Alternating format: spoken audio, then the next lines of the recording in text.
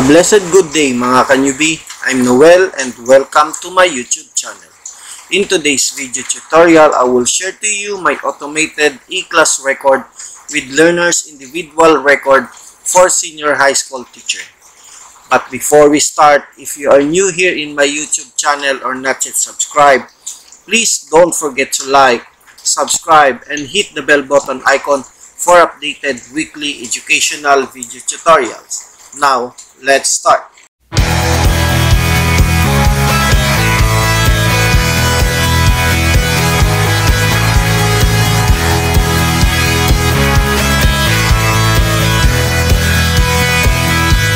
Okay, first, open muna natin ang ating E-class record. Okay, so, pagpasensyahan nyo na po ang ating background ngayon at medyo maulang panahon at mabagyong panahon sa mga oras na ito na nire-record ko. And sana naririnig nyo ang aking mga sinasabi. And this is our automated individual learners record, no? So, and with individual or learners individual record. And ito nga pala ay in-upgrade ko lang yung dating E-class record ng mayroon tayo. But for this time, ang ginawa ko lang muna is for senior high school, no? Kasi ito ay na-trial ko na-test ko na last school year. And this E-class record is automated na siya, na kung saan pag nagawa nyo na ang ating class record ay nag-automated na siya doon sa ating at magkakaroon ng ating individual or learners individual record. No? So, umpisahan na natin.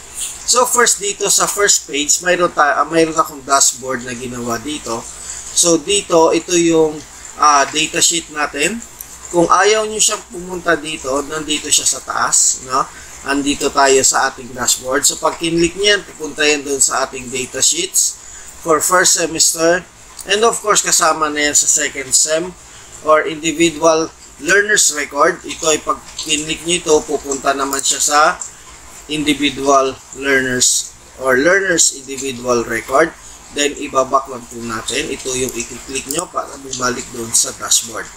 Okay, so dito first quarter, second quarter, third quarter, and fourth quarter, napupunta siya sa computation natin, electronic class record siya.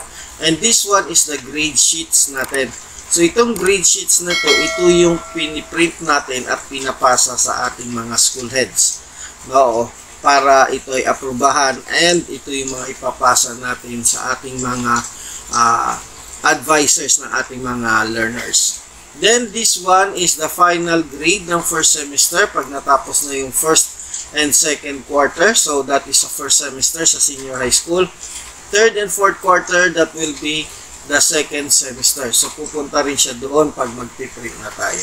Okay, let's proceed sa ating data sheets. Pag kinlik natin yan, or dito sa baba, papasok tayo dito. So nag-invento muna ako ng school natin. So ang school na ito ay pinangalanan ko lang Madaling Makita National High School. With school ID, fill upan nyo lang ito ng 1, 2, 3, 4, 5, 6, 7, Region 1. The division, nawawala division, and the district and municipality, nilagay ko lang hindi makita. Then the school year 24-25 for grade 12. 11 or 12 pwede siya. Okay, then the section, lagay nyo dyan ang section nyo.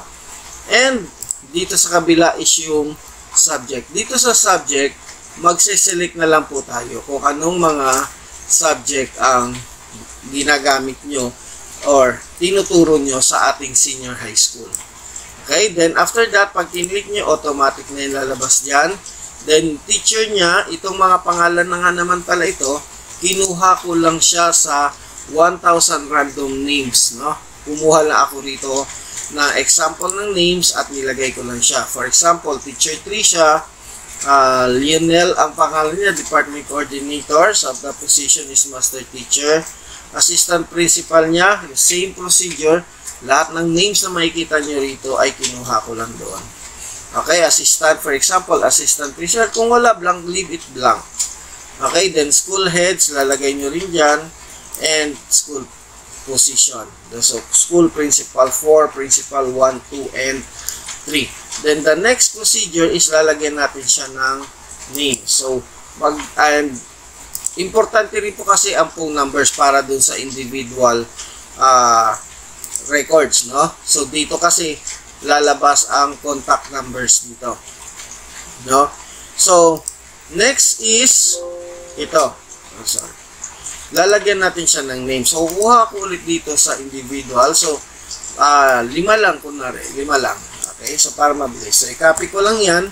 Then, i-paste ko lang siya dito. Okay? Copy-paste lang natin. And, andyan na po siya. So, for example, this is their contact number. I think hindi ko pa siya na-update dito sa individual records yung contact numbers. No? So, later on na lang.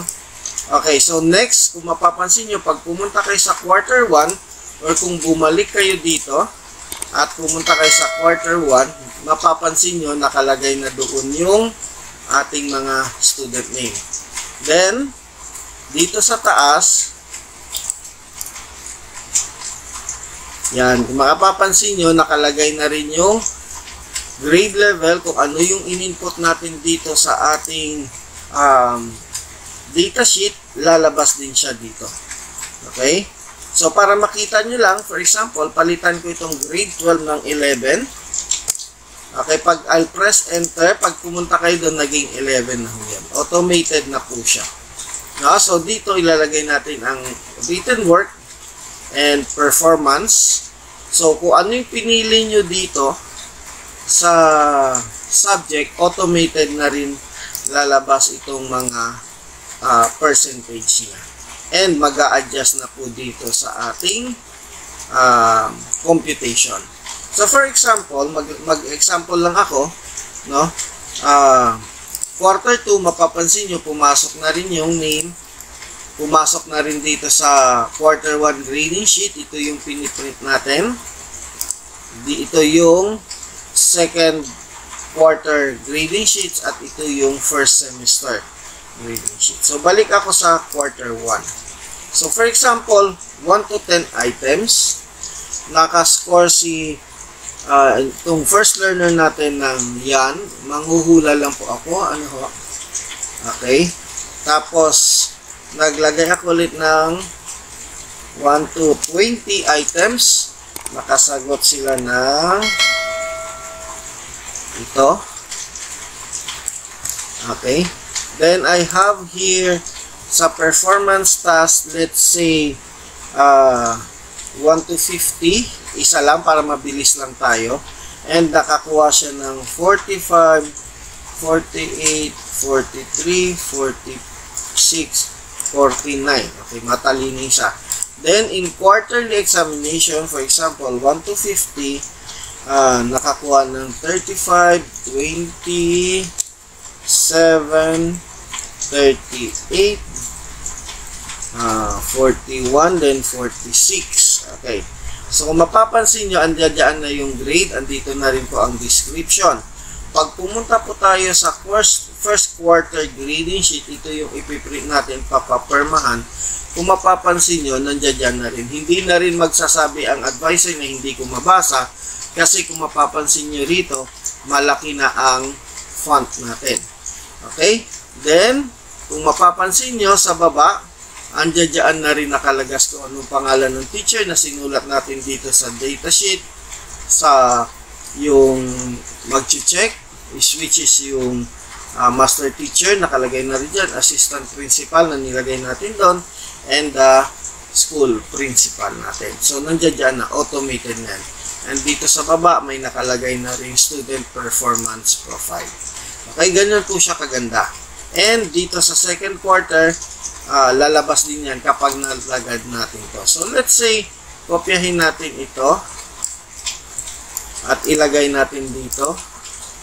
Then, dagdagan natin ng 10 points. Sabihin natin 5, 6, 4, 7, 9. Tapos, dito, dagdagan din natin ito. Okay, so, quarter 2. And dagdagan natin siya ng 10 points naman. So, magiging 60. Let's say 8, 9, 8, 9, 8, 999. Okay, so dito 50, let's say same ang mga nakuha nila. Copy na lang natin para mabilis tayo. So Control C at ika-copy ko siya, paste ko siya dito para makita nyo lang. Okay, so nakalaon na kagad ng grade and pupunta tayo sa second quarter. So ito yon, same tayo. So gaya ng dati, nakalagay siya dito. So okay na po siya. And pag pumunta tayo sa first semester grading sheets, mapapansin nyo, nakalagay na rin siya dito. Automated na rin second quarter. At saka yung final grade, mapapansin nyo, mas malaki pa rin para makikita ng ating mga estudyante, ng mga advisors. Okay, so, ganun kaganda itong ating grading quarter. So, may 100 pang grading. So, let's say, babaan natin itong isa. Okay, so, ano na ang grade niya? Same pa rin talaga. Okay, so, let's say yan na ang ating grading sheets. Punta tayo sa third quarter. So, wala pa tayong nilagay sa third quarter, fourth quarter, and grading sheets, then second semester. Then, pag pumunta tayo sa individual, learner's individual record, dito sa name, punta tayo dito. Kung mapapansin nyo, may grade 11 na kung anong nilagay niya doon, yun na rin. So, dahil lang sabi ko, hindi nga siya na-update. Okay, so, pag i-update ko muna siya, ilalagay ko dito. Mamaya, i-update ko na lang yan mamaya para pag na-download nyo, ready na yung ating parents contact. Okay? So, ang gagawin nyo lang dito is punta kayo dito sa tapat ng names at piliin nyo kung ano yung mga names ng estudyante. For example, ito. Pangalawa. So, automatic lalabas dito ang written works niya. So, first quarter, first 1, 2, 3, second quarter, nandito lalabas. Then, in our quarterly assessment, lalabas din dito ang first quarter, second quarter, then the rating, and our performance task, dito rin lalabas. Okay, so kung ilan ang performance task nyo, lalabas din dito, and magto-total yan. Then, the rating of our performance task, dito rin nakalagay. Same with our written test. And, of course, dito, lalabas dito ang feedback. If kung outstanding man siya, it's very satisfactory, and whatsoever. Okay, so dito, name and signatures of learner. And dito is name and signatures of parents and guardian. Pwede nyo siya i-print. Okay? Pwede nyo siya i-print. No? So, yun ang kagandahan nito. And dito sa baba, mayroon tayong daily attendance. But eventually, hindi ko pa siya nalalagyan ng SF2. Then, automatic na kasi lahat dito papasok kung anong SF siya manggagaling. Kung ilan yung attendance niya, magsasubtract na dito. But as of now, pwede nyo itong palitan kung ilan yung mga absences nila. I-type nyo na lang siya para mag-total na lang siya later on. Okay, so, dito sa baba, ang important dates, pwede nyo siyang palitan because this is last year pa. No, last year ko siya ginamit para at least na trial ko before ko i-release inyo if successful ba ang ating ano.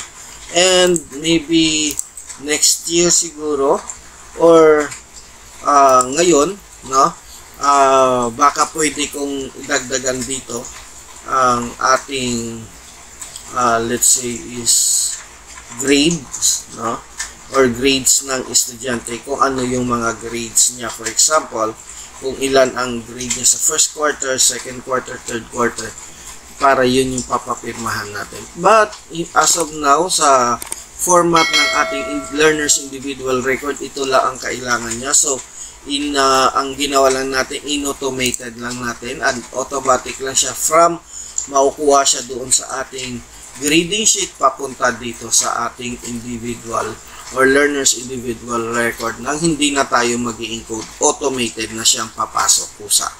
No? Sana magustuhan niyo itong aking ginawang e-class record with learner's individual record siya. And next week, ilalabas ko rin or isi-share ko rin sa inyo yung ginawa ko para sa junior high school kasi magkaiba ang format niya. And of course, followed by the elementary natin. So, sana magustuhan nyo at don't forget na i-share nyo rin sa mga co-teacher nyo para pati sila ay mabahagian natin at para hindi na rin sila mahihirapan for their individual class record. And maraming salamat po sa lahat ng inyong mga suporta, and don't forget to like, subscribe, and hit the bell button icon para ma-share ko naman sa inyo or updated kayo sa ating weekly tutorial dito sa YouTube. Maraming salamat. God bless and stay safe. That's it mga ka-newbie. Sana meron na naman akong naibahagi sa inyo na bagong kaalaman, at para sa mga susunod na video tutorial, mag-subscribe to this channel and click the bell button icon para sa mga updated video tutorial. If you have any comment, suggestion, don't hesitate to comment below. See you mga ka-newbie. Hanggang sa muli. God bless and stay safe.